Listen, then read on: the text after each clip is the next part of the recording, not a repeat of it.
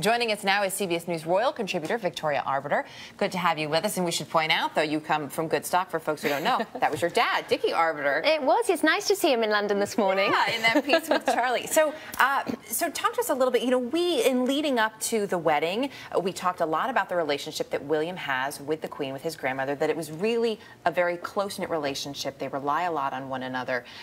Anything really surprising that we're learning about it now? Well, I think what's especially lovely to see is that the Queen is really educating William in the need to strike a balance between personal and duty. As Charlie mentioned, the Queen said, yes, you can bin the list. He's not the immediate heir to the throne. There wasn't a necessity to bring along all the heads of state or the foreign leaders. And yet duty came through with his uniform. She had recently appointed him the Colonel of the Irish Guards. It was his highest military position. So duty called, and he was instructed to wear the uniform. It also sort of points up the dynamics of the relationship, in which she is certainly going to give him, I suppose, a little bit of leash to make his own decision, but she's also going to insist that certain things are upheld. Well, and I like there that we were seeing that upheld with William saying, you know when to say yes and when to say no. There are certain battles you can fight, certain ones you can't. But the Queen is very keen to make sure that William has all the support he needs moving forward, and she's very proud. And he really has an amazing influence there with his grandmother and his father. No sovereign in training has had that much experience on which to draw, so she's leading a good path for him. In terms of this interview,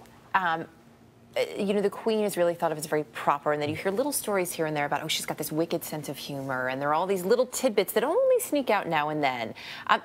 Is William giving a little bit more in this interview so we can learn a little bit more about her? Yes, he certainly is. I mean, everyone's view of the Queen Mother was this twinkly-eyed granny. Well, we've had our Queen since she was 25. You know, 60 years she celebrates next year, and so it's lovely that we're getting to see a sense of her personality, a little bit of that humour. People said she was playful at the wedding, practically skipping down the aisle. This is not a Queen that we know, so I'm glad we're getting to see that now. Does that explain the reason why now for this interview, that in anticipation of marking this big event next year, that they're beginning to sort of roll out a sense of who Queen Elizabeth really is? Yes, I think so. It's been an incredibly positive time for the royal family. This wedding kicked off really almost 2 years of celebrations, and next year we're going to see the Queen celebrating an anniversary that only one monarch before her has ever celebrated. That was Queen Victoria. So it's wonderful we're getting to celebrate what she's done and what she still has to come. What she still has to come, and we've talked so much about, and Charlie just touched on it, that she's not ready to step down yet.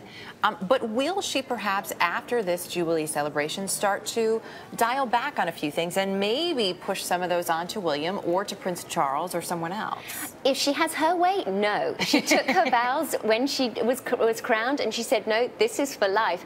But there's certainly a point where someone of 85, she's got a lot of energy, she's got great genes, she can't be doing quite as much as she always did, which I think is why we saw William go to Australia and New Zealand before the wedding to visit victims of the earthquakes and floods there. So we're definitely going to see the younger generations stepping in where they can, but only when the Queen says it's okay. And the younger generation here is the point person in sort of recasting this, heading into this 60th anniversary celebration, that they didn't go to Charles, they go to William for these points, laying them all out.